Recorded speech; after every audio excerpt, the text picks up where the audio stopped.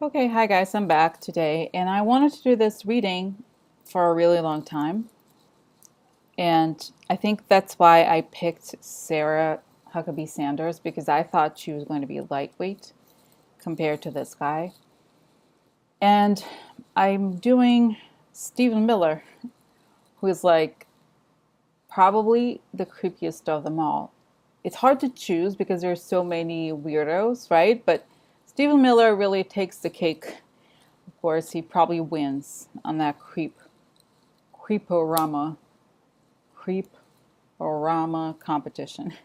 Okay, so I didn't really do the part about the Mueller investigation. I don't know if he'll be investigated or what his role is, but I feel like I want to know more about him or his role in the administration because he's just like, I mean, I think we know, right? Like he's just a creep and like a little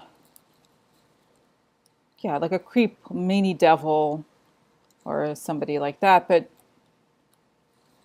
I wanted to find out more about him before moving on and to the legal thing. Like, does it? I don't even know if he's going to be indicted. I feel like he's on a different level. He's on. I feel like the Bannon side. He's on the ideological side, and that's why I feel like I think of him a little bit differently. I feel like he's not necessarily the mastermind, but he supports the narrative. Okay, so I feel like this reading sort of confirms how we tend to see him, and I'll just go over it. Basically it looks like he is he's not that independent. He's like also is likes that foreign power, right? And there's some money involved, but I don't think that doesn't seem to be his thing, his issue here. But so I'll just get started right away. And I don't know if what this means. Like this is a person leaving. Okay, this is the top card on the center, the top traditional tarot card. This means someone who abandoned something. So I don't know if he wants to resign or something, but that's what it's showing. Somebody who is either sort of isolated or wants to leave or is leaving. It's not a card unless depending on the cards around it, but it usually like it doesn't mean the person is fired. It means the person left. And usually it's you do it on your own volition, not through the will of others, okay? And then you have the fox, which in a way is predictable. Um, he is a shady person. Okay, guys, we know that. That's you look at him, you could tell. And so I don't know if that means he's involved in having people leave the White House in some way. I'll show you why. Like, okay, he's like so shady. Okay, so guess what card comes up for Stephen Miller? Oh my God, I'm so surprised. Not the devil. Hello. I just thought, oh my God, no kidding. Stephen Miller, the devil? No way. I thought he was like Mother Teresa. No, just kidding. Like that's very predictable, right? That he's like the center of at his core, he's the devil. Oh my God, what a shocker, right? Okay, no, not a shocker. So, okay, so then this is the stork, which usually means positive changes. So I actually looked up this combination to make sure, right? So it's like it's saying, and actually more now that I'm talking about it, it makes a little bit more sense. It's saying that okay, he it's like changes through intrigue, fraud exposed. That's what it said. So in a way, if I read that correctly, it's telling me that he's involved in having a lot of people leave the White House in some way. That he has like this like whatever, I don't know, dealings or something, or like some like makes these like moves and then changes happen, but all the changes happen through trickery or behind the scenes machinations. Okay, so like he's the devil that whispers in people's ears and creates basically intrigue. And it's funny, as I'm describing this, I am thinking of French aristocracy before the French Revolution, and how they all lived in castles and those massive castles together. And it was all about intrigue and gossip. And I feel like that this is what this reminds me of: palace intrigue. Okay, somebody who lives, it's like the shady butler or something like like he's a little bit more sophisticated than a butler, but kind of like the person who deals with intrigue and false rumors and stuff like that. Okay, so that's Stephen Miller. Hi Stephen, what's up? Okay, so another like set of familiar cards, the card that just showed up as Sarah Huckabee Sanders, which actually makes a lot of sense here. It's the first card in the background of the story. So it's like it's showing that he is a kind of a person who's not in touch with his intuition. Oh my God, whoa. That is so it's obvious, right? In a way, this is like almost goes without saying about him. Like, because if you want to be really evil, you can't really be in touch with a good inner voice. So he's like basically following whatever whatever ideas without much thinking. And hello, whose ideas? The lady. And we know that in all the readings we've done so far, the lady represents Russia. Okay, so it's like he follows these ideas like a soldier. He does not question them, he just follows them. And he's very rigid in his, I guess, adoption of these ideas. Okay, and right underneath we have the financial card reserve. I'm sorry, reversed, meaning money is not working out too well.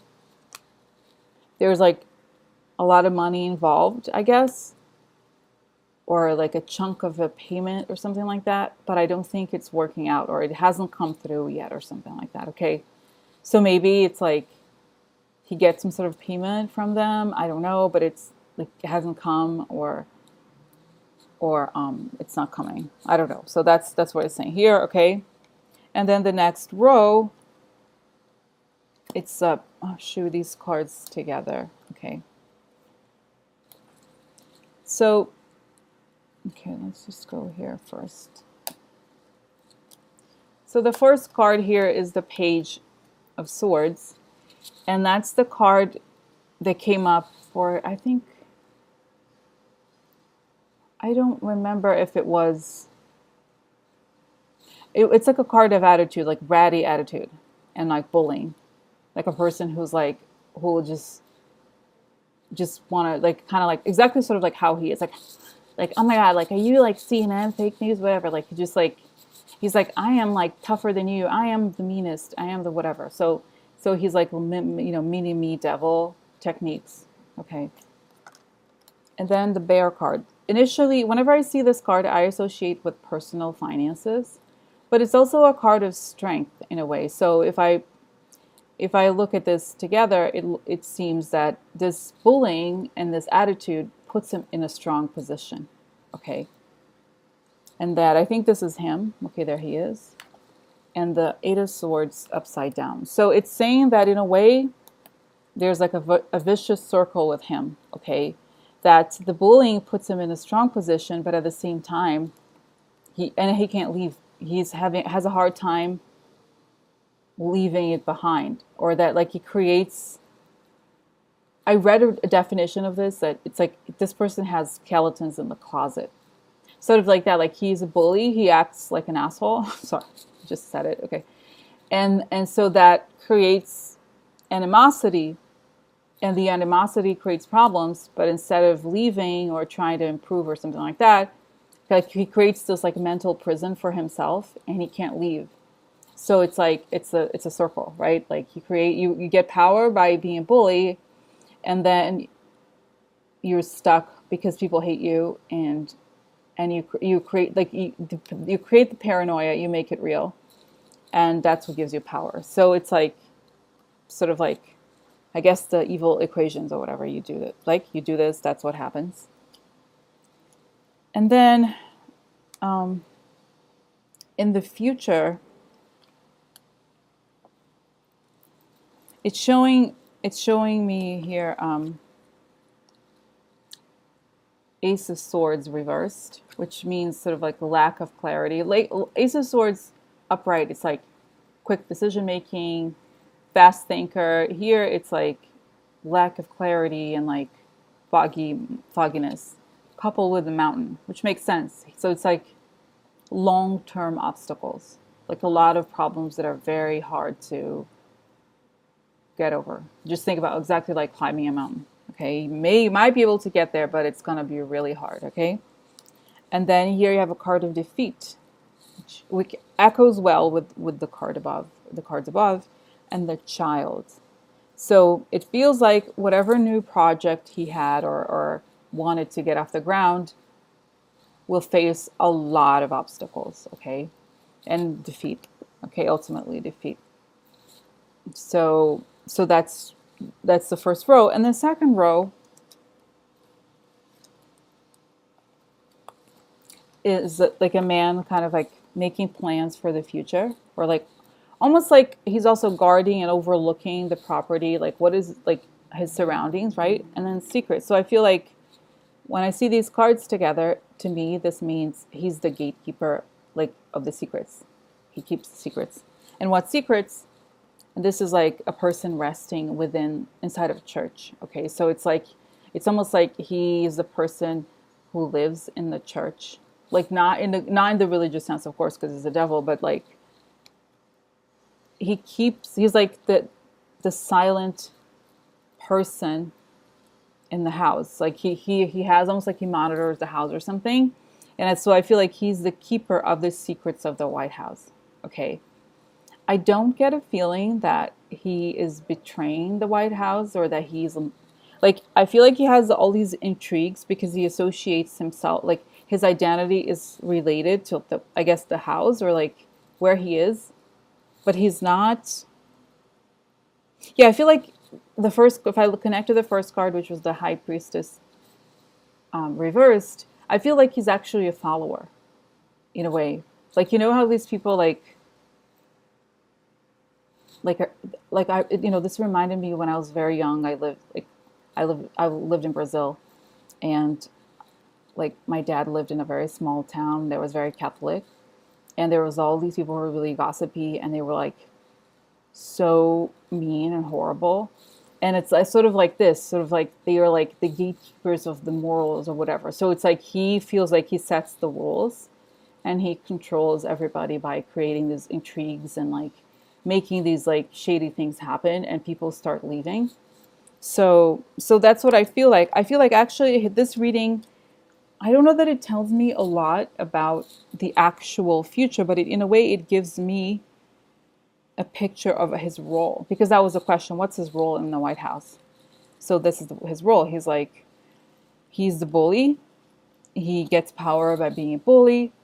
He follows like blindly what the foreign power says. He's sort of interested in money. The money is not working out too well, but he doesn't care because his thing is like he keeps the secrets of the house. He's like I don't know, the person who's like the headmaster, something like that. Okay, and there's a lot of problems, a lot of defeats, but it seems like he's driven by these like evil charades. Okay, something like that.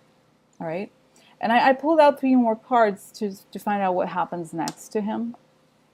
And the cards aren't super clear, so I'm not going to do, like, I kind of don't want to know what's the thing with Miller, because I have a feeling he's not super involved, like I said. But if it like, as it develops, I'm going to hopefully be doing these readings for a while. So whatever whatever news comes up, I'll probably work on. And if there's more that comes up about him, I'll find out more. So anyway, this is like the three set of cards that I pulled. The first one is the Hangman upside down, and I remember exactly because the other day I just went back and watched it again. Jeff Sessions. The same card came up in the first position. So it means a person, I feel like, is like has a hard time moving on from his like twisted mindset. Okay.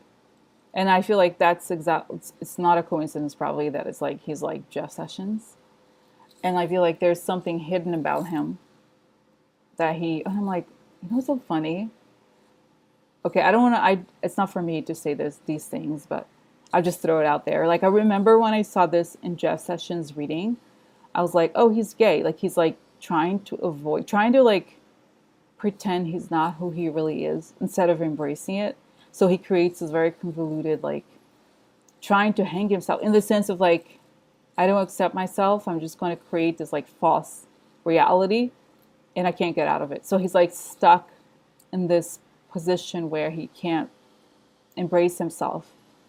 Okay. And it's also like almost like a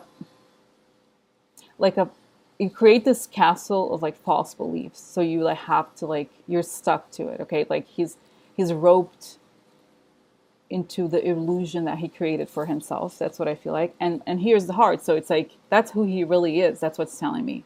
Okay, he like loves this and he likes that's his identity. And then there's a friend or a partnership. Or maybe it's like some sort of relationship. I don't know. I can't tell. I don't feel like well, I guess the reading is not about personal life. Who knows? But I feel like he has these connections with these, radical groups or whatever. It could be that he's loyal to these like business, groups of people or something, ideologies. Okay, because that's how I see him. But then like he sees that like how it ends. It's like he has a hard time moving on. It's like things are over, but he can't let go of it. I remember Bannon also got this. It's like, hello, it's time to move on. He doesn't want to. He's like, oh, but can't we be like 1932? What's wrong with 1932? It's like, it's over. It's been over for a while. Okay. So it's like he has new options. He has to make a new decision. Okay. About like the partnerships or like the associations that he's had and has been loyal to and letting go, like accepting that some things have ended.